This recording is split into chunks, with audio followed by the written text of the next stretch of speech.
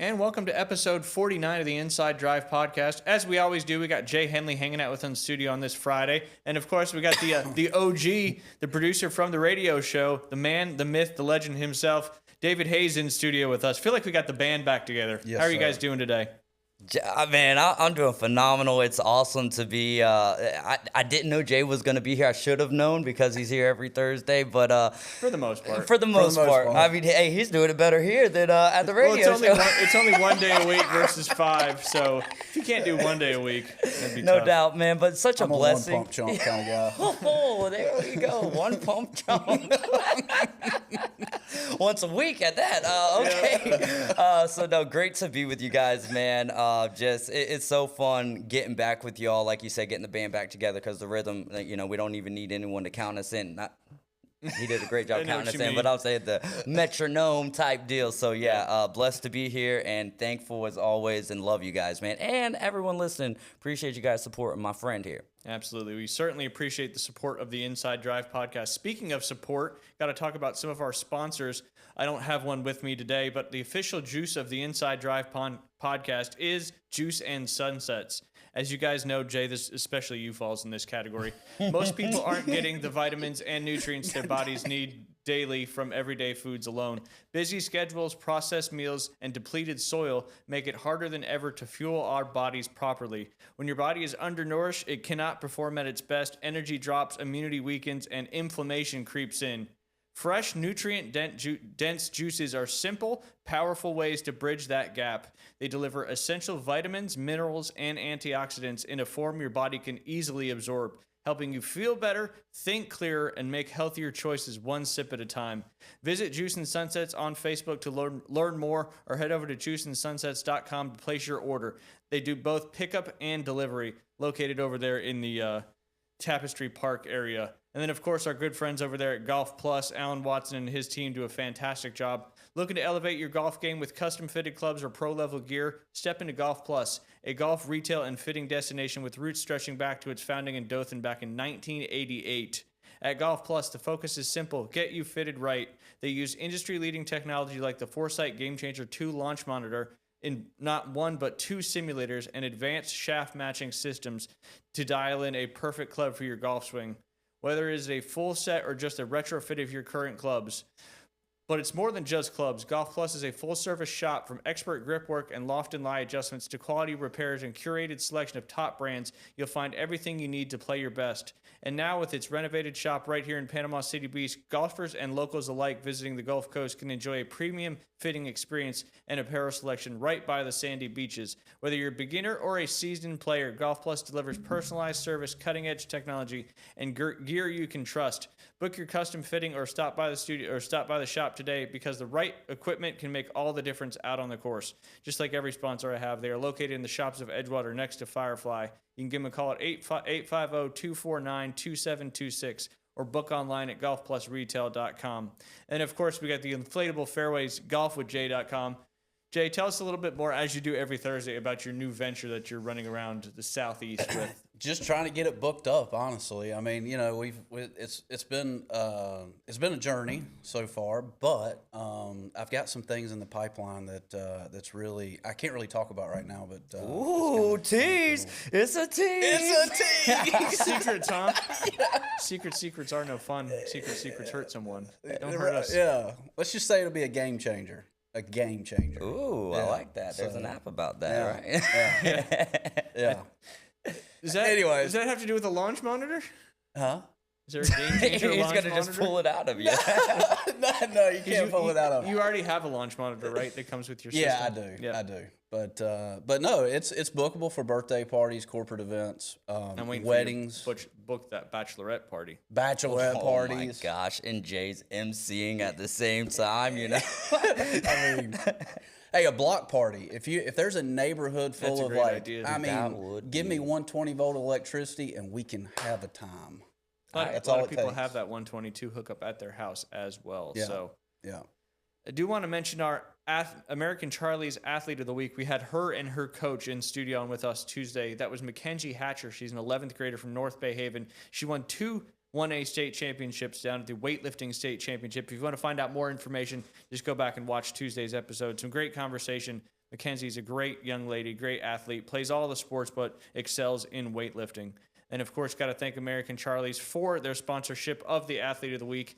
As you guys know, American Charlie's is your favorite American restaurant, conveniently located in the shops at Edgewater, next to Rocket Lanes and Firewood. They should just put a sign that says Inside Drive Podcast sponsors at the shops at Edgewater. We need to set up in the parking lot with the simulator. There's the block party location. There you go. Shops at Edgewater. We can make that happen. Yeah. They have great daily specials, private rooms available for all parties, 15 TVs for all your sporting events, whatever it may be. Obviously, baseball is getting underway here pretty soon. March Madness right around the corner. They do military and first responder discounts daily. All your American favorites, fried chicken, pot roast, wings, burgers, shrimp, all those American classic dishes. They are now on DoorDash, so you don't even have to go in to enjoy their great food. They've made Mondays and every day of the week great now. They have happy hour daily from 4 to 6 p.m. in addition to their early Eagle menu, which is just $14 entrees with 2 sides.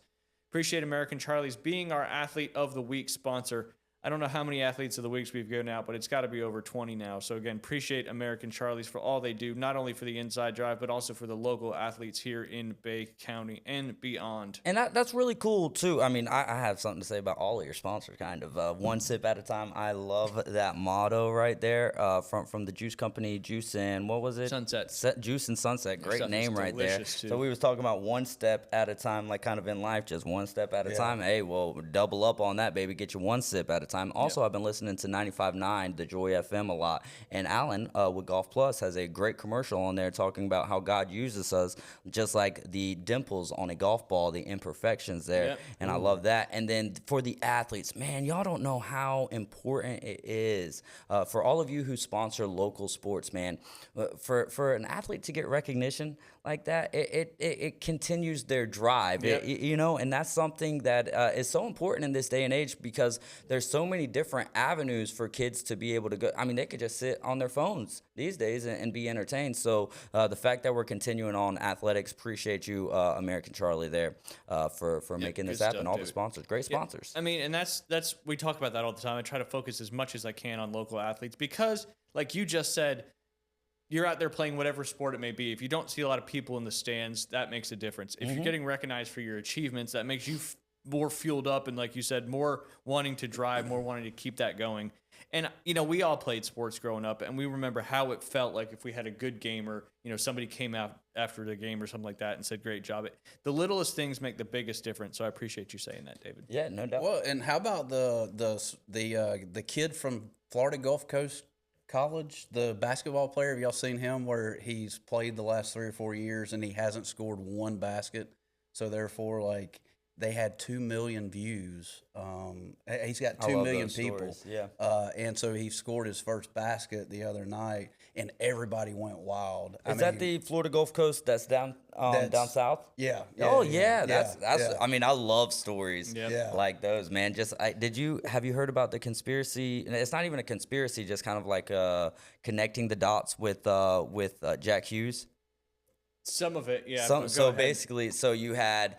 The last player to be cut from the Miracle team was Jack Hughes. He played for the Colorado Rockies. The Colorado Rockies turned into the New Jersey Devils. So pretty cool little full circle effect. And, dude, that was one of the most – I was in church, headphones in, watching the overtime, watching the third period in overtime. And when that happened, I'm just like – I go out into the floor. You're like, here's another way for me to praise you, God. That's right. That's right. Yeah, you couldn't miss that one. That's for sure. Speaking of not missing that one, they set some records on that particular broadcast. Yeah, 20.7 million viewers that peaked at 26 million live viewers for the game-winning goal. That makes it the most watched pre-9 a.m. Eastern Time sporting event in U.S. history. That was one of the tough things about it. I mean, if you were going to watch it, it was early, had to get up. We just got back from a 7-on-7 event over in Daphne, Alabama. So made sure I got up in time to see that game because I wasn't going to miss that one. I know you missed it, I'm sure. I did not watch 1 second of it. I'm So, sorry. I'm sorry. It's so funny how that worked out, though. So after they beat, who'd we beat? Was it Finland? In the in the semis. Sweden. No, it was Slovakia. That's right. We beat Sweden in the quarters. Which I and thought then was we a beat. tougher game. Yeah, no, absolutely. We took care of business handedly against Slovakia. But then they put up their 8:10 Eastern. I'm like, what in the world? Like, this is one of the biggest games of all time. Y'all are gonna put it up at 8:10, which is Eastern time, 7:10 Central. So I set my alarm for 6:55, and then as I get when the second period ended, I'm like, I have just enough time to get to church on time. Like, God, thank you for putting it at 7:10. Yeah, You know what I'm saying? Or yeah. allowing it, you know what I Yeah. mean, to happen like that. So Yeah, it's funny how absolutely. we'll look at something and be like, dadgummit, and then it's like, oh, well, thank you very much. Well, growing up, all hockey players were used to practicing either really late at night or early in the morning. So they should have just played the game at 7 p.m. Eastern time over here. Yeah. Obviously, over there that would have been in the beginning of the morning. So I understand why. But that's why we always love when the Winter Olympics are over here in the States. But Jay, you know how long it was since the USA men's team won the gold medal? I do. It was the year I was born, actually, 1980. Yep. Yeah. So how many years is that? 45. 46, because 46. the Olympics have. Yeah. It's okay. Yeah. Oh, that's You're right. 45, but you still got a birthday coming up. Yeah, Yeah. You haven't turned 46 yet. This That's year. an thank A minus. You That's got a it slight kind of deduction for getting it wrong.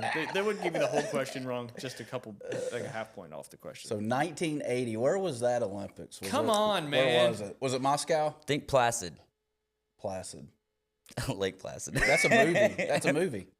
Yeah, that was a movie about a monster in like the Loch Ness monster type movie. The old Loch Ness No, monster. Lake Placid was famously where the 1980 Miracle on Ice happened. Where's that? New York. Oh, is it So really? I'm glad that we didn't get that deep into it, because I was gonna be like, I think it's in Utah. I'm not sure. No, See, yeah. this is what the balance brings, right? Real intelligence, somewhat like Absolutely nothing. no. Movies, quotes. Random stuff that you wouldn't expect him to know. He just Exactly. fires out. Look at him dance with that football. Speaking of that, R.I.P., he's know, had a man. tough last few weeks Yeah. with Yeah. Vanderbeek passing, unfortunately. Yeah, as soon as I saw it, the first person I thought Yeah. of was him, because he was pretty young too, Yeah. dealing with colon cancer, I believe. I Yeah. believe so, yeah. Yeah. Yeah. Tough, man. Yeah. But who's the only coach is really the only one left from that main character? Bud Kilmer's the only one. Billy The Bob. oldest one. Yeah. They should have listened to Bud. Yep. Yep. And they didn't. Nope. So, yeah. But anyway, I don't know. Billy Bob had too many concussions. He did. Yeah, he did. I can And, empathize with Paul that. Walker. Yeah. Paul Walker. Well, and you know why Wait, Paul Walker yeah, died, right? Yeah. That's a big conspiracy theory. I'm not gonna get into it. Well, but I mean, he was we're about here. to out a bunch of people in the all those rings and stuff like that, and then like the day he was supposed to do it is when that car accident happened. So these files that we. Yep. Oh wow! You know, my name's in that actually. Is it? Not like my actual name, But but what your name David is. Hayes is. Yeah, Kyle Wright sent it to me the other day, so I was like, "Hey, look, I finally made it. I'm famous." Yeah, really? Oh, wow. Yeah, there we go. Not It's what just I would. another person named David Hayes. Jay. I've never been to a Mayo clinic, so. Yeah. Oh, goodness. I mean, the Team USA thing just keeps going and going Yeah. and going, which I'm here for that. A lot of people are starting to criticize Team USA for, continuing this celebration. But No. we hadn't won the gold medal in 46 years. And we beat our arch rival in Canada. Canada, to a large extent, outplayed us in the second and third Pretty much period. the entire game for Yeah. the most part. Outside of when what's his name got the goal? Is it Bodie? The defenseman that from Minnesota, but he got the first goal, and was that thing not amazing? Yeah. Just to have the hand-eye to get that thing up in the air, settle it down, Past make the two move. defenders, Oh, and then my- make that sweet move where you just drop it on the blocker side low. That's pretty Oh, sweet. man. That's pretty sweet for sure. But yeah, Canada seems to be really butthurt about this whole thing. They should be. Yeah, they should for sure. Yep. Like complaining about the 3-on-3 overtime. overtimes and all that. You had a 5-on-3 penalty for like a minute and 40 seconds, and you couldn't score a goal.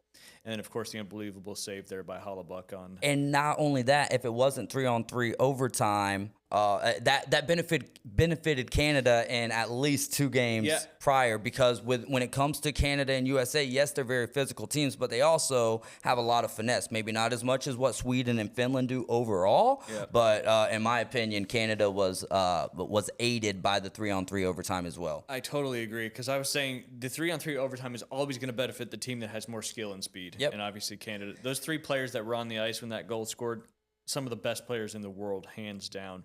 But how much do you think like the lack of Sidney Crosby in that game really played?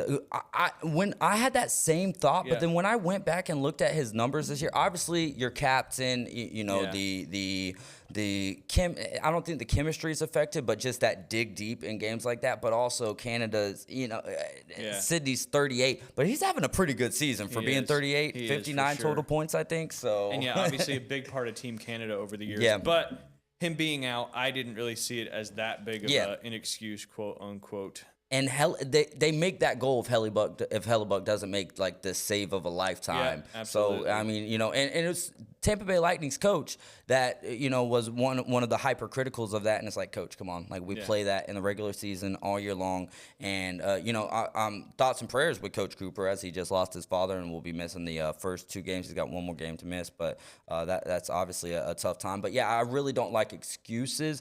But here's the other flip side of that, because I always try to be somewhere not riding the fence, but somewhere on both sides, is we always criticize. We always want coaches to be like, well, just be real, just be transparent. And then when they are, we're like, why would you say something like that? So it's like we can't have it both ways as damned fans. if you do, damned if you don't as a coach, that's for sure. I was going to mention, too, on that 3-on-3 goal that USA scored, I don't know which Canadian player it was, but Jack Hughes should have been caught by that last Canadian player. He was supposed to back check and get back there. So, and you see in the one video from the angle where they're going down the other side of the ice, he's kind of watching the play develop. If that was, my high school hockey coach and I did that, I would be chewed out something special. You'd still be skating suicides. Yeah, exactly. Again. Yep. But obviously, too, the Gaudreau story is pretty special too. And I came across this Facebook post and wanted to read it. I don't know who wrote this potentially, but it says, "Dear Meredith," who was the wife of the late Johnny Gaudreau. Okay. Oh, yeah. I bet it was an exciting day sitting in the middle of a roaring crowd in Milan, red, white, and blue everywhere. The boys, some of them you know well, making history as Olympic champions. But I bet there's something else sitting with you today. Grief. I remember reading about the death of your husband, Johnny Gaudreau, and his brother, Matty, in 2024, 2 young men in the prime of their lives gone. I don't really follow hockey. Don't tell my Minnesota relatives. So Johnny Hockey wasn't a nickname I knew. But this week, like so many other Americans, Team USA pulled us in. I also have a 3-year-old who loves sports, so we started paying attention. When Quinn Hughes scored that overtime goal in the quarterfinal against Sweden, my new little hockey nut jumped around like in the kitchen like he had won it himself. During the semifinal game against Slovakia, the broadcast showed you in the crowd. You were holding a blue sippy cup out to a busy toddler, a brown-haired little girl. Johnny Gaudreau's family flew in this morning, the announcer said. You were there again for the gold medal game against Canada. You sat with your late husband's parents on one side, his children on the other, and my heart went out to you. Because the longer I live, the more I'm acquainted with the cruelty of grief. It spares no one. And yet we learn to go on living with our scarred hearts.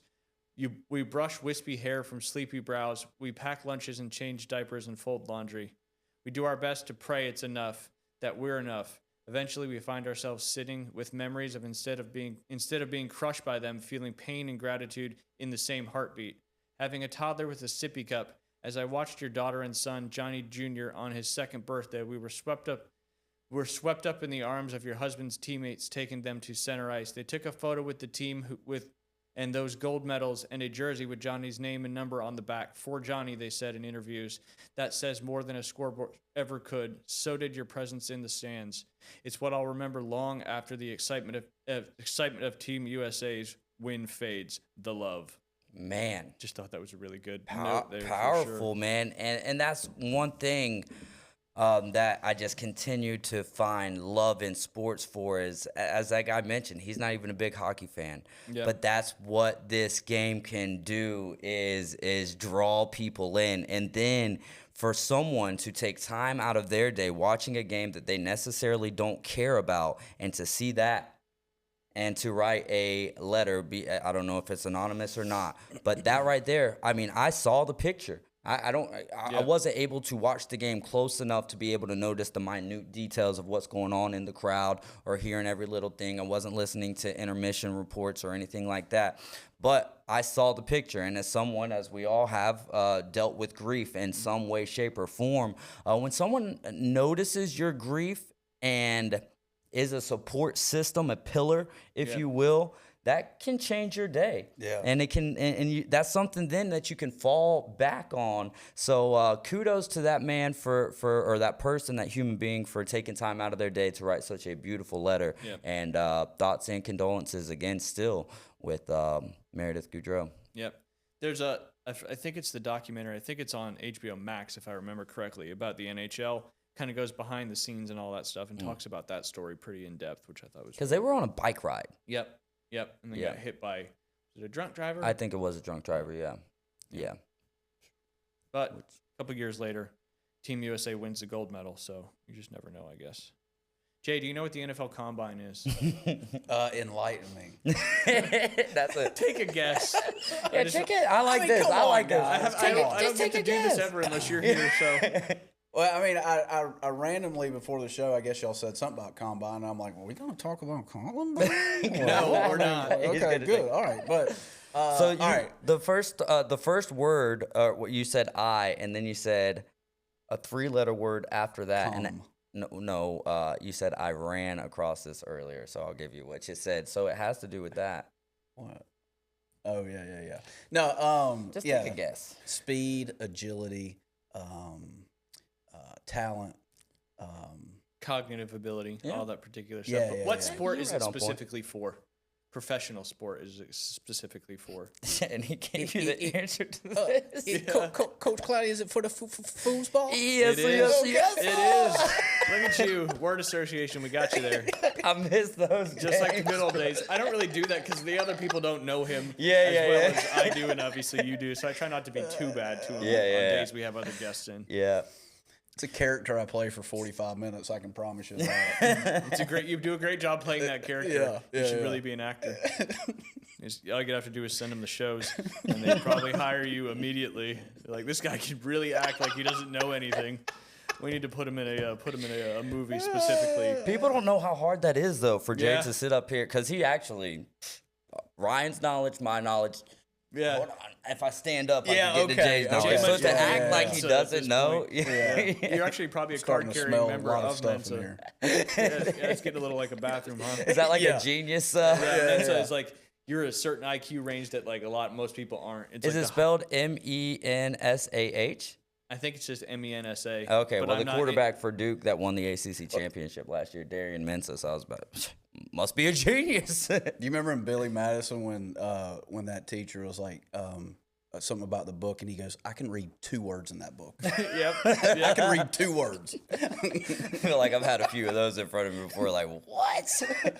Or going to doctor's offices and listening to them talk. I'm like, bro, speak some English, will you? 3 syllables or more, like, you can't do it. All right, I'm out. I'm out. So apparently Jay met all these criterias.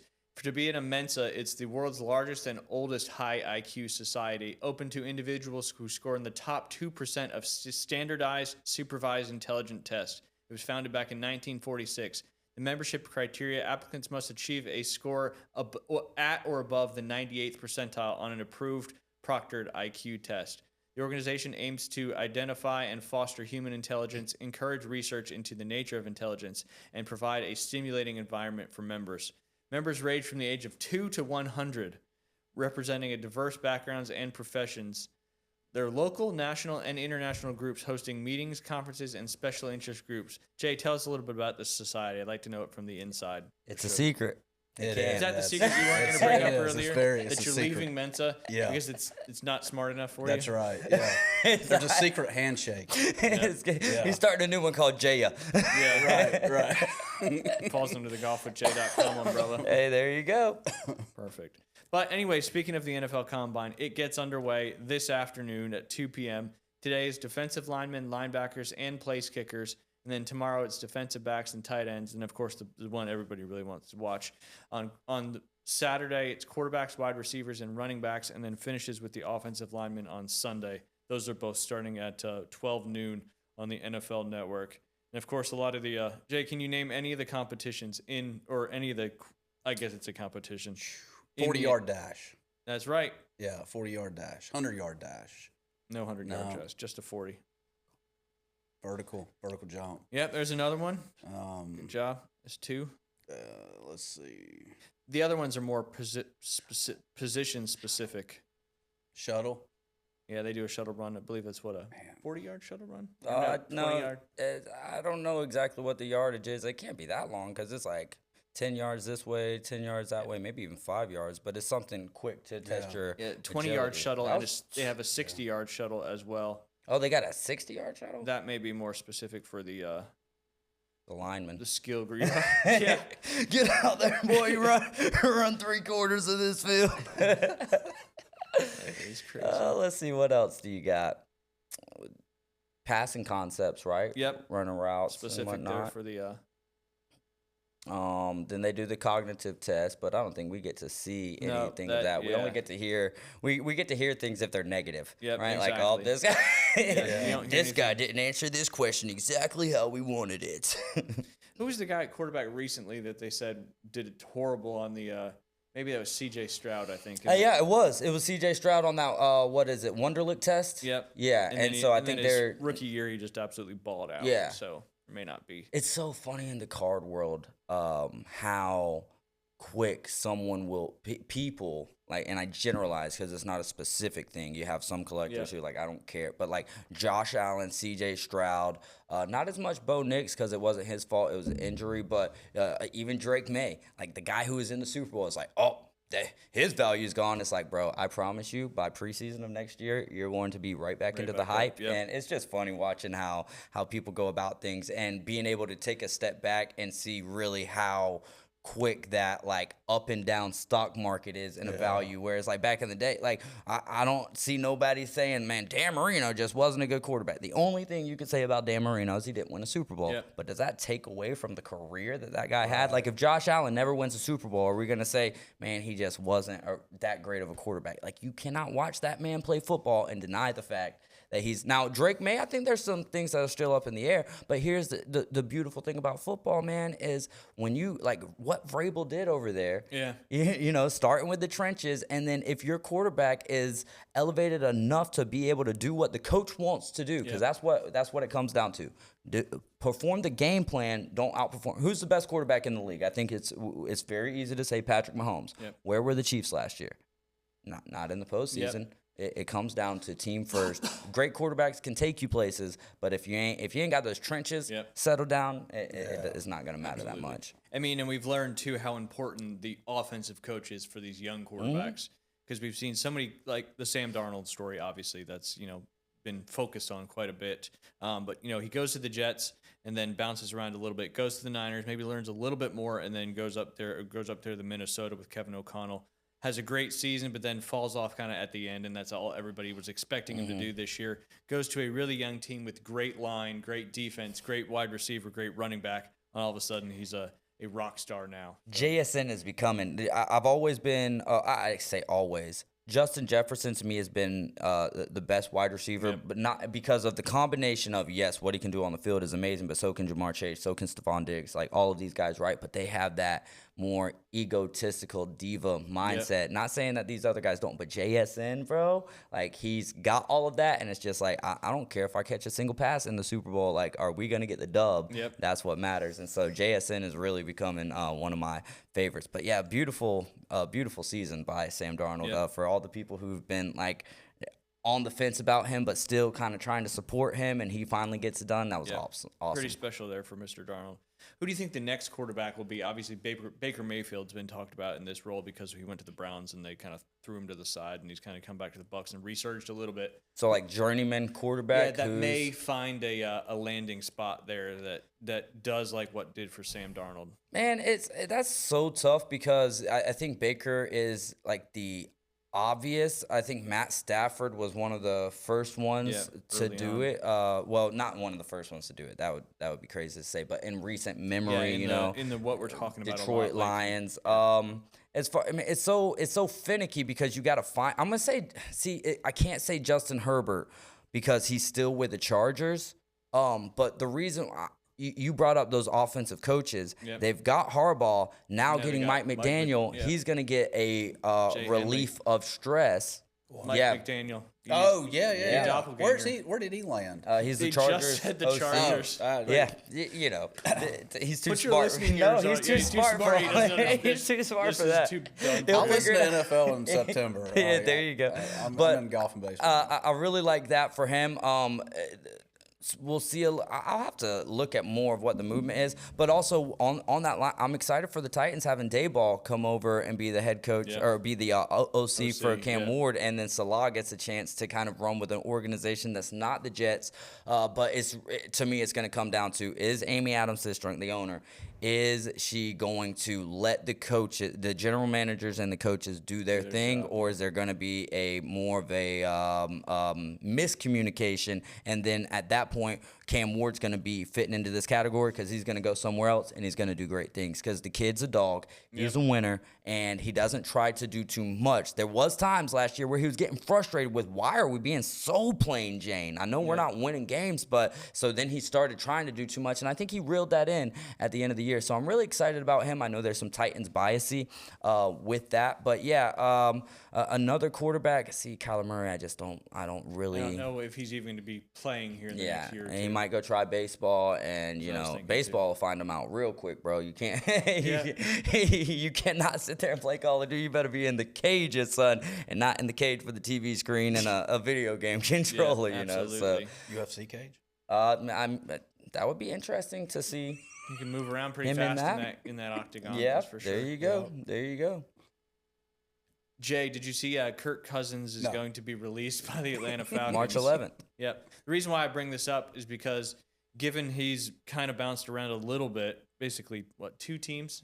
So, no, because you go Redskins, Commanders, that's right, you go Vikings, and then you go Falcons. And honestly, I wanted the Titans to get Kirk Cousins last year. Now I'm out on that, but I thought that it would be. I don't like throwing rookie quarterbacks into the fire. I don't think that that's a good idea. But if Aaron Rodgers doesn't go to if he doesn't go back to the Steelers, I think that could be very interesting. A lot of people are high on Malik Willis. Look, I can't say no because he wasn't a great fit for the offense, and Vrabel didn't trust him with the Titans. What he's done with Green Bay, he beat the Titans. He was sufficient in place of Jordan Love. Could Malik Willis be that guy? I think Baker Mayfield is the answer to that question. It'll be interesting to see who Malik Willis. That's what it comes down to. Is that quarterback a fit with the OC, with the head coach, with the offense? Absolutely. Because if it's not a fit, then it's just not going to work. It's a losing battle for sure. But the reason I bring that up is because Kirk Cousins is 4th all-time on NFL earnings, and he's left teams, fairly, not quickly, but you know what I mean. Atlanta is giving him. They gave him $100 million for 2 seasons of work. And that brings his career earnings up to, like I said, the 4th most ever at $321 million. That is $1 million behind Tom Brady. Aaron Rodgers is number 2 on that list with $394 million. Do you guys know who's number 1 on the list? Jay, you should know because he's got a connection to some of the schools you like. So, Matthew Stafford. Holy crap. I guess that was a good enough hint. Yeah. Matt Stafford, the most... Let's go. Genius. Let's go. Proving his Mensa point. But anyway, Matt Stafford has made $408 million in his career. So the fact that Kirk Cousins, obviously, he's never really won anything big. He's obviously had a great career, but the fact that he's made $321 million is just pretty insane. If anybody's looking for a Matthew Stafford downtown, come see me tonight on eBay Live. I got you one for $450. Let's go. There you go. Future Hall of Famer, Super Bowl champion. You think he's got one more year left for the Rams? I mean, dude, he's such a dog. Yeah, he really is. I really, you know what I would like the Rams to.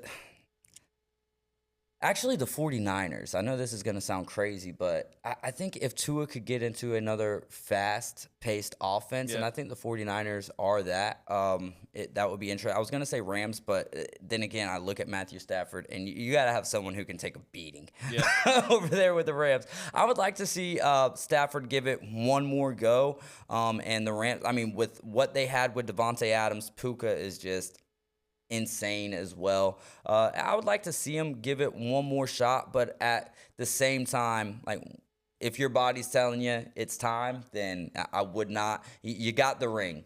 You got what a lot of quarterbacks, what a lot of players set out to do in the National Football League. So it's really up to him. Like, I wouldn't be disappointed by any means if he didn't. If I was a Rams fan, I'd be like, please, bro.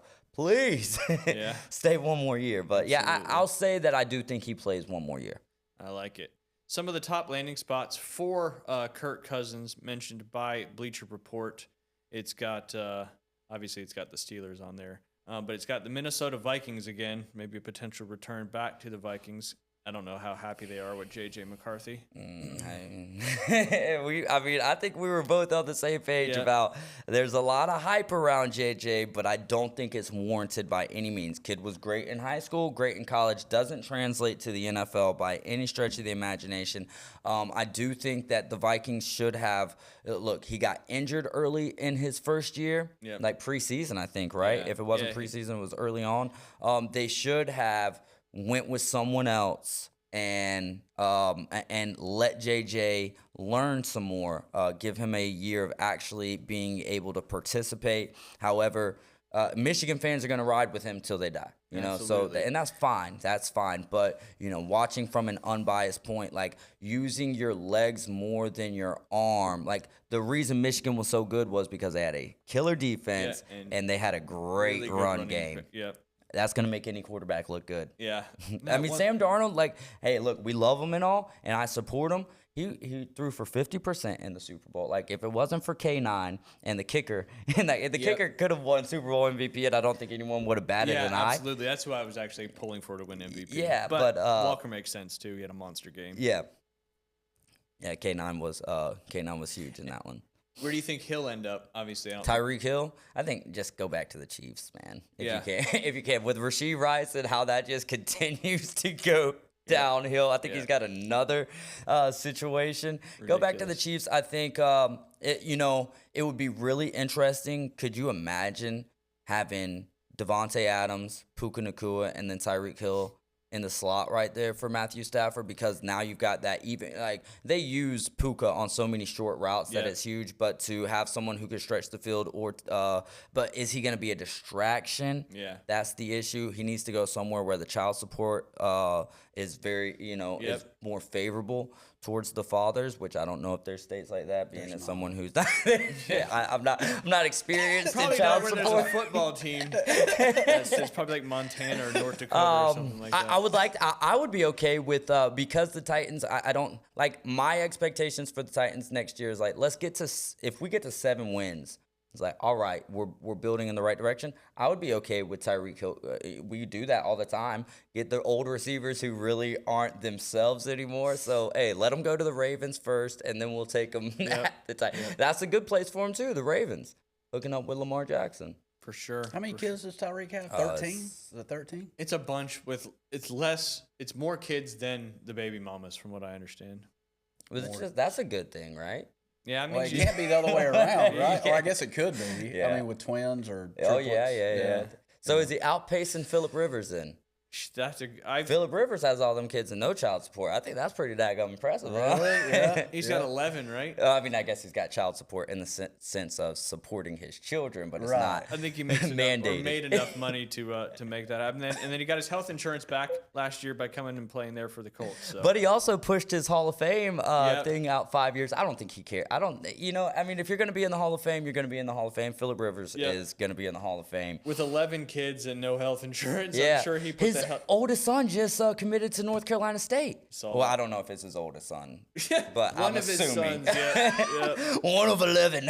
There's some odds there. The chances are good. Yes. Yeah, especially with somebody's coming out. with your DNA, that's for sure. What if all 11 of them ended up being quarterbacks, bro? That would be. Well, I guess he's got to have some girls in But there. I mean, right? they could be flag football quarterbacks. Bro, how about the flag football locally? Is that not awesome? I'm going to talk about that as we get closer to the end of the show because I called the game last night at Arnold between Arnold and South Florida. Go! It was an unbelievable game. We'll get into that just a little bit more. Big one coming up tomorrow night between Mosley and Arnold over there at Arnold. At Oh, Gap yeah. Stadium. If I wasn't working, I'd be at that one for sure. It's going to be a fun one. Just a couple quick highlights on some of the freaks in the freak list for the Combine.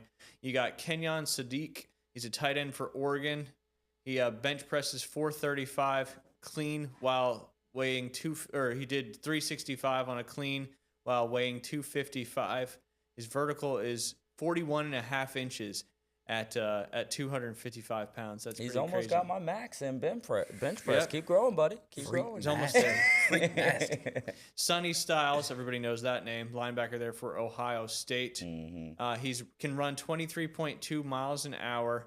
He broad jumped. That's another one of the combine competitions last year at 11 feet. And he's 6'4", 243 pounds. Imagine a guy like that running at you at 23 miles an hour. And being able to jump over you. Yeah. Broad jump. Like, who come up with that name? Is Well, that it's like, like- Well, because you're jumping broadly. It's almost a literal name of what you do. is that like a woman jump though? Like, Well, I mean, I guess how tall she is, you might be able to jump over her. He was able to jump over 11 broads. oh my lord. Okay. Okay. Another couple guys, Kendrick Law, who's a wide receiver from Kentucky. He's 6 foot, 203. Did he end up at Kentucky? So he went Bama, Texas, Kentucky. There you go. Just getting a nice little tour of the country. Like you said, began his career at Alabama. He had 33 catches and 1 TD before he transferred to Kentucky, where he had a little bit more success. He also hit 23.2 miles an hour with elite explosiveness. If he runs the 40, it could be in the high 4.2s, which is pretty crazy. Linebacker. He's one of those very athletic tight ends, Yeah. by the way. I guess he didn't go to Texas, just went straight from Bama to Kentucky. But yeah, that guy, just one of those guys who couldn't wait his turn, I guess, at Bama, or figured it would be better, greener pastures elsewhere. But yes, very athletic. Absolutely. And then the BYU linebacker, Jack Kelly. He's taken one of the more interesting paths to the combine. 6'2", 242. He's a former BMX dirt champion. He had 13.5 tackles for a loss, 10 sacks, and forced 2 fumbles in this past season. He should be expected to run in the low 4.5s.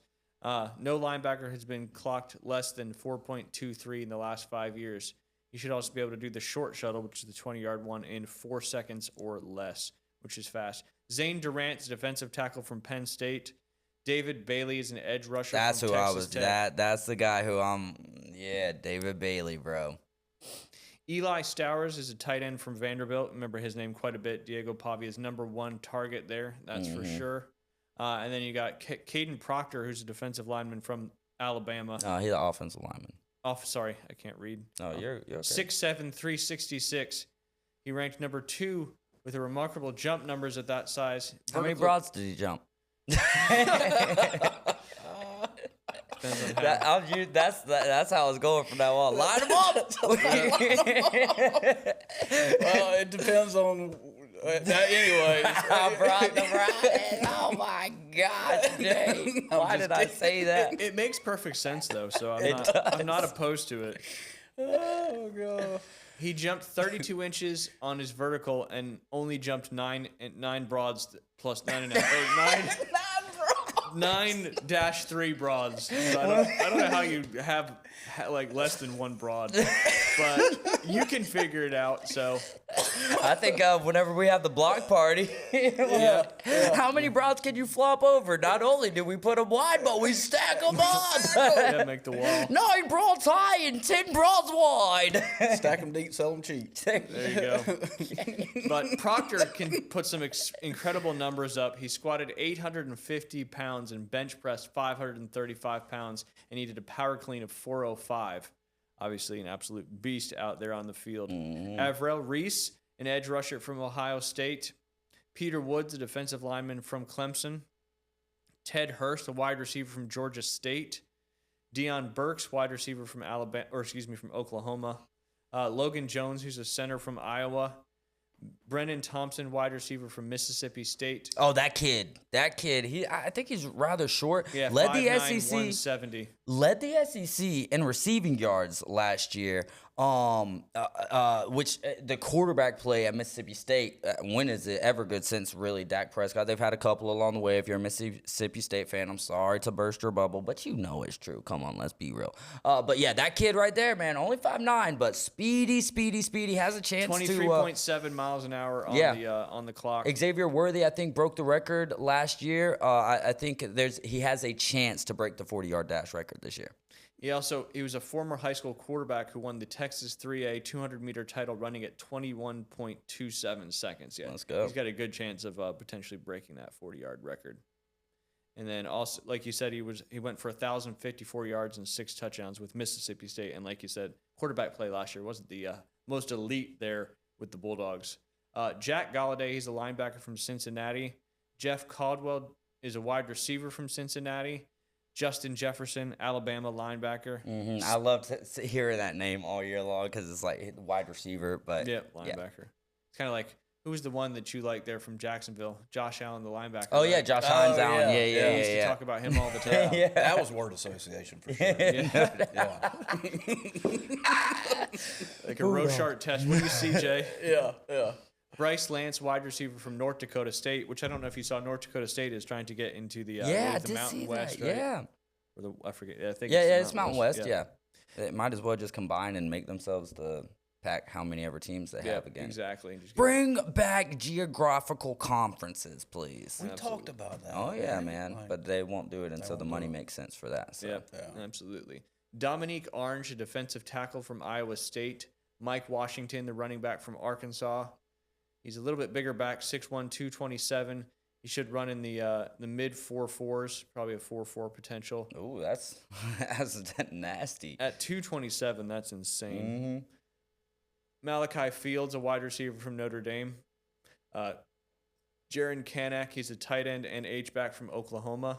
And then George Gums, who's an edge rusher from Florida. George Gums, yep. G-U-M-S. I'm at your gums, quarterback. I'm at your gums. I like that, bro. Yep. Yeah, just kind of chopping at you there. Francis. And the alliteration of it, right? Mauigoa, he's an offensive lineman from Texas, 6'6", 335. He also was clocked at doing a 1.57 flying 10-yard split. His power was output registered almost 10,000 watts. He did a 10-yard split? Yep. Flying? It was in a How many broads could he jump? For real, yeah, no doubt. Weighing 335, his vertical jump was 30.5 inches. And then, of course, one of the big names potentially going early in the draft, running back from Notre Dame, Jeremiah Love. Yeah. John Michael Geilenberg, a tight end from Wyoming. Good to see some of these smaller schools getting some guys up there. Chris Hilton Jr., a wide receiver from LSU. Darrell Jackson, a defensive tackle from Florida State. Parker Brailsford, center from Alabama. Zariah Branch, he's a wide receiver, kick returner from Georgia. Yeah, dog. No pun intended. Yeah. Marlon Klein, he's a tight end from Michigan. Dylan Thinneman, he's a defensive back from Oregon. And then Jalen Wathall, wide receiver from Incarnate Ward. Oh, sweet. That's where Cam Ward got his start at. The JUCO, right? Or is it I think it's just like a Division 2, maybe? Division 2 or 3, maybe NAIA probably sits right, but not entirely sure. And then he went to Wazoo and then Miami. So gotcha. Good stuff. Gabe Yakas is an edge rusher from Illinois. Kyle Lewis. Bro, have Gums and Yakas on it. Yakas, get him Gums. Yeah, there you go. Especially on the line. Yeah. That's great stuff. Kyle Lewis, a linebacker from Pitt. Eli Raridon, tight end from Notre Dame. I remember that name for sure. Emmanuel Pregnon, offensive lineman from Oregon. Do 2 more here. Cole Payton, who's a quarterback from North Dakota State. And then David Gusta, defensive lineman there from Kentucky. Okay, man, have him in the middle. Gums, Yakas, and then what was the dude's name again? Hold on. Justice or Gusto. Oh, Gusto. Okay. Gusto. I like it.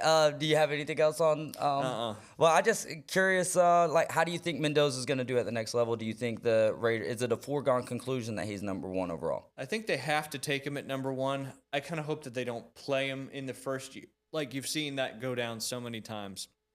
And obviously, the quarterback coach there, Matt, is Tom Brady going to be helping him a lot too? If he does, I think that would be a great thing for him. And Clint Kubiak over there. So, yeah, I don't want to see them throw him to the Wolves. One thing about it that a lot of people seem to say that he comes off as fake. Let me not say a lot of people. I've heard people say that, it's just so choreographed and all that. I just think the dude is a nerd. I think he's honest about that. And I think that he knows how to bring people together. And there's something to be said about a quarterback that can bring people together and not elevate himself over the team. Exactly. So that's one of the most important qualities of a quarterback. Do I think he's the greatest quarterback that we've ever seen? Absolutely not. I don't think he's as good as Cam Ward, but the potential is there. There's a nice ceiling for him if he does. Because people, like, his name didn't just start popping up over there in Indiana. There was hype from him at Cal. Yeah. And then, like, he was a prize transfer going to Indiana. And obviously, if Sig is bringing you to Indiana, there's got to be some quality about you. Let's real quick Geniuses talk about normally that are lazy. girls flag football here in Bay County. I know Mosley has, I don't believe they've lost a game yet either. Shout out Coach Carter and Coach Golden. Yeah. Absolutely. They got to be having so much fun. Oh, dude, I got to see him the other night. We had a meeting up at Mosley to get ready for the upcoming season. And they were like, man, y'all want to come call one of the games? I was like, man, I saw some videos of it. I wish that I could. Working nights makes it really difficult. No doubt. But, yeah, dude, I just love the excitement of what girls flag football is doing here, and you never know when is Coach Mulvey and Coach Hayes going to get out there and start coaching them up, baby. I'd be all for it.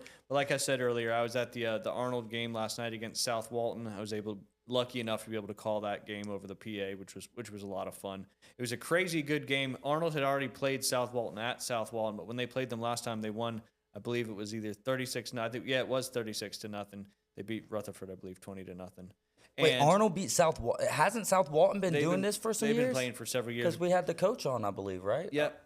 But when we went and played them, when Arnold went and played them over there in South Walton, they didn't have the basketball players that were on the team and the soccer players because they were still playing in the playoffs. So this game, they had a lot more players for the team that normally play that didn't play over there at South Walton. When What's up with Arnold's boys soccer team? Has that season ended? Yeah, it did. They lost. They lost in the opening game of the state tournament to Booker T. Washington. Yep. Yeah. Oh, so I think you were at that game and you had some things to. Yeah, there were some interesting things that went down in the game, but like Coach Jonah said, at the end of the day, the boys didn't play to their potential, and it ended up costing them in the long run. So, but hey, that's neither here nor there. It doesn't take away from the dynasty that they had. That's no, for sure. Not at all. But anyway, the game last night. Arnold scored fairly early in the game to put them up 6-0. And then the rest of the game, there was not a single score. But Arnold had 5 defensive stops inside the 5-yard line in that game. In flag football, that's insane. In flag football, it's nuts. That's insane because you can't tackle, Yeah. Right. And all it takes is missing a flag. And then, of course, I want to give a shout-out to Emma Krelling, who she probably had 9 or 10 flag pulls. But then on the final play of the game, it was 6-0. They take a deep shot. It's caught at like the 5. And then Emma dives and pulls the flag just short of the goal line to kind of save the game. So it was intense. Matho's sister? Yep. Awesome. Shout out. Yeah, it was a lot of fun and a great game. Arnold remains undefeated and has not allowed a touchdown yet on this season. In my opinion, I think that'll change on Friday night. Off to you. When Mosley heads over to Gavlax Stadium, which will be a great game. I encourage people to, even if you have no skin in the game, go out and watch these girls. It's fantastic to watch them play. They actually really punt too. And Emma's actually the punter for Arnold as well as she's the goalkeeper for the soccer team. Dude, you know what? I bet some of the coaches are watching some of those punters and being like, we might need you on the actual, I mean, not say actual, on the boys football team, on the tackle football team. So they're actually punting then. Yeah. It's not like the flag football we played rec. You actually can punt. And if you got a decent punter, it can make a big difference on field position. Is there a long snapper too, or? I mean, they snap pretty deep on every play because you can rush on every play. Yeah. You just have to be a yard back of the line of scrimmage, which is tough. Yeah. And the quarterback can run on any play, which is cool too. They got some speedy ladies out there. Yeah, Jerica Hughes for the Arnold team is really, really fast. She ran down somebody earlier in the game that had caught a deep ball and was running for the touchdown. She came out of nowhere and pulled the flag and saved the touchdown, which would have been, which would have completely changed the way the game was. That's for sure. But again, get out and support those girls. It's a lot of fun. It's cool to watch, and it's a new sport for all that stuff. Have you come up with a touchdown, kind of thing? I just do the normal, kind of like the touchdown from the Little Giants, where that guy goes, "Touchdown, Giants!" Yeah, there you go. But I say Marlins. I was about to say, all right, coach, touchdown, Giants. We were like, well, we are some big girls out here, right? Got some heights for sure. Jay, you want to hit us with a couple stories? My phone's dead. Of course it is, dude. Yeah, I know. I literally sent you some good ones. Send them to me. I'll pass them over to him. Let's see if I can do that fairly quickly. Did I send them via text, Jay? So, yeah. Let's see here. While we're killing a little bit of time, Jay. Yes, sir. Wait, he said his phone's dead. Was that a lie? Well, it come alive for a second. All right, then read the damn stories. Hold on. Like, I know my eyes ain't that good, but that looks like a little bit of light over there. Was it Were you just trying to get out of reading the stories because of last week's story? Let me see the battery here. Hold on, because I associate with geniuses, but not genius and liars. Hold on. Oh, man. Marvin, you gonna make me read this? Yeah, I mean, brother. seriously. Well, let David read it if you can't do it. I'll do it. Come on. All right, go for it. Are ski jumpers enhancing their penises to fly further? WADA is ready to investigate. The Winter Olympics has long been a battleground for marginal gains. Just look at the International Bobsleigh and Skeleton Federation, the IBSF, banning the new helmets Great Britain had planned to wear next week due to their aerodynamic ridges. Thursday, however, took things to a new level in Milan Cortina. Ski jumpers allegedly injecting their penises with hyaluronic acid in order to fly that little bit further. The claims were originally reported in a German newspaper, Bild, in January on the eve of the latest Winter Olympics, beginning in Italy and subsequently addressed by the World Anti-Doping Agency, which is WADA. The president, we told Banca, he makes some good money. We told Banca during a press conference. So far, so lurid, but there is science behind the allegations. Injecting the penis with acid would increase its size and give the ski jumpers bigger genitalia. No ideas, Jay. Harvey, he looks cockeyed, dude. I promise he's cockeyed. Bigger genitalia.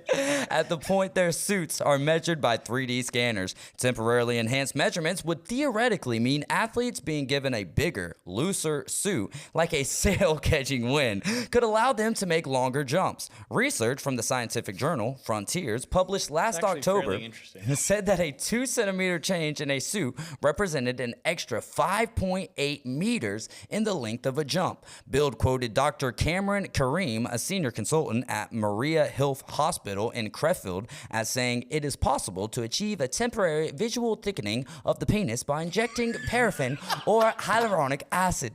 No specific athletes have been accused of the practice, but WADA has vowed to investigate it if it is presented with evidence of wrongdoing. Included in their powers, typically reserved for tackling the use of PEDs, performance-enhancing drugs, is the ability to ban substances that go against the spirit of the sport. I'm not aware of the details of ski jumping and how it can improve, but if anything was to come to the surface, we would look at anything if it is actually doping related, said Oliver Nagili, Director General of WADA, when asked about the allegations at a press conference on Thursday. We don't do other means of enhancing performance, but our list committee would certainly look into whether this would fall into this category. But I haven't heard about that until you mentioned it. WADA president Witold Benka told the same news conference ski jumping is very popular in Poland. That's where his home country is, so I promise you I'm going to look at it. Both Benka and Nigley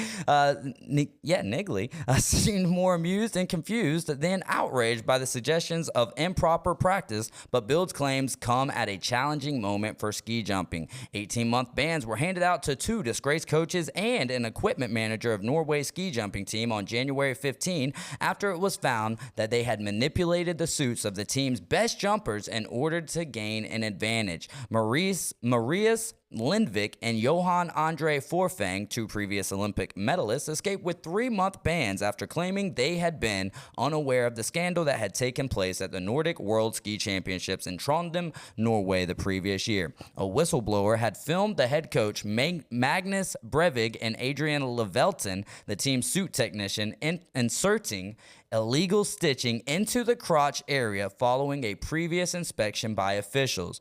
The changes that amounted to cheating were filmed by a curtain and uploaded anonymously to YouTube. They served to make the suits larger and more aerodynamic, thus enabling greater jumps in competition. And so you don't even have to be a ski jumper to go find this if you're looking for it. Hyaluronic acid, Jay. Restrictor plate acid. skiing. There you go. Restrictor plate skiing. Jay is going to get him a new golf club, ladies and gentlemen. Penis gate. Penis gate.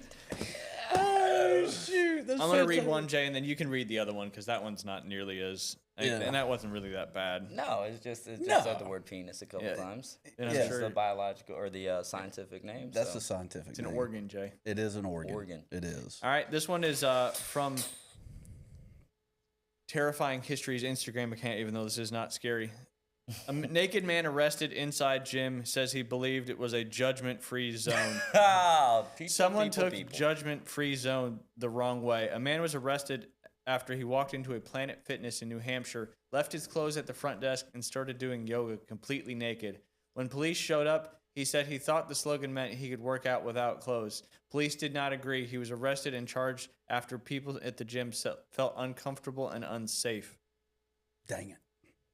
That's it of it? That's it. I just, judgment-free zone, I guess, is one of those...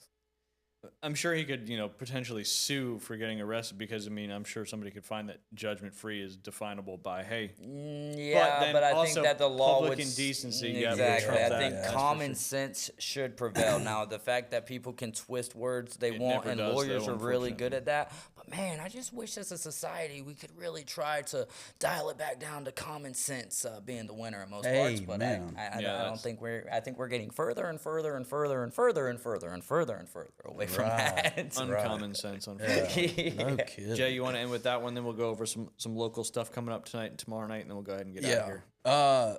Former pastor sentenced to prison after stealing $400,000 from church. In Huntsville, Alabama, a former pastor in Alabama has been sentenced for embezzling hundreds of thousands of dollars from the church. This week, United States District Judge Lyles Burke sentenced 42-year-old Adrian Durrell Davis to 5 years in prison. Davis pleaded guilty to wire fraud and filing a false tax return in October of last year in connection with the case. Davis betrayed his congregation when he abused his position of trust for personal gain. U.S. Attorney Prime Escalano said, "My office is committed to holding accountable individuals who violate positions of public trust." David was lead pastor of All Nations Worship Assembly in Alabama. According to court records, Davis served as a marketing consultant for ANWA and received a salary and a parsonage for his services. However, he was said to have used the funds on cars, entertainment, and other personal expenses. Boom. There you go. Sounds a little familiar what's going on here. And No although it's not with the kidding. church, but That's crazy. people, just if it's not your money, don't use it. Yeah. Common sense, like you said. Yeah, common sense, man. Common sense. Had some, again, Arnold and South Walton played last night. Final score in that game was 6-0. You also had a varsity baseball matchup between Freeport and North Bay Haven. Freeport got the best of North Bay Haven 6-5, now improves to 6-1 on the young season. And then tonight you've got a baseball game and a softball game. You've got undefeated Bozeman traveling to Chipley, who is 1-1. That starts at 6 p.m. And then you've also got on the baseball side a big matchup tonight in baseball, 6:30 p.m. at Mosley High School. That is 4-1 Niceville traveling to 4-1 Mosley. That's a big one coming up tonight. I believe that would be a district game, right? I would imagine that the districts are still what they were in the football season, but like next year, I don't think Niceville and Mosley are in the same district. They're still gonna play, but I don't think that rivalry is going anywhere. Big news is that Bay and Mosley are gonna be playing on the final game of the season, like a real rivalry game. So that is something I am extremely excited about. That's how it should be for sure. Yeah. And then tomorrow night, going into the weekend, got a bunch of baseball, a couple flag football games, and some softball games as well. I'll go through this real fast. Arnold traveling to Spanish Fort. Arnold's 4-2. That game's at 4 p.m. tomorrow afternoon. And then, as we mentioned, Mosley and Arnold. Mosley 1-0, Arnold 3-0, traveling over to Gavlax Stadium for a big girls flag football matchup tomorrow night at 6 p.m. I believe JV plays at 5:30. That game may actually be at 7, but I'll keep everybody updated on my Facebook page for the Inside Drive. And then varsity softball, Mosley is traveling to undefeated Bozeman. Bozeman is 4-0. Baseball and softball doing well at Bozeman, as they usually do. Bay and Freeport play tomorrow night at 6 p.m. Bay is traveling to Freeport. They are 4-2. As we mentioned earlier, Freeport is 6-1. And then Rutherford plays Vernon in softball. Wakulla plays Bozeman in baseball. Mosley plays Crestview in baseball. It's another big back-to-back matchup for Mosley baseball there. Crestview is 5-1. Mosley is traveling up to Crestview on Friday, so a couple big games for the Mosley baseball team. Fort Walton Beach traveling to Rutherford. Liberty County traveling to North Bay Haven in softball. That Fort Walton Beach Rutherford game is baseball. Real quick before we get out of here, I want to talk about Panhandle Credit Union. The quality relationships is what they are all about, whether it is donating to a community event, sponsoring your child's sports team. They are here in the community to help us out. Check out their great banking products, loans, savings, checking accounts, as well as mortgages. Whatever your banking needs are, Panhandle Credit Union can handle it. Visit any branch location or head over to panhandlecu.org. David, Jay, appreciate you guys coming in today. Yes, David, sir. let's do this a little more often than we have, if you have the opportunity, for sure. For sure. We can make it happen, man. That's like old times, baby. Yeah, felt great. Time just went by so fast. I want Yeah. to thank all of our sponsors. Again, we are live every Tuesday and Thursday on Facebook and YouTube. And, of course, the podcast will be posted, fully produced, and edited. We had to edit some of Jay's geniusness out from today's show. That's on Apple, Spotify, iHeart, Audible, wherever you get your podcast information. The podcast shows The Inside Drive is there. Appreciate y'all tuning in today. Go watch some local sports tonight and tomorrow night. Y'all have a great weekend. We'll see you on Tuesday.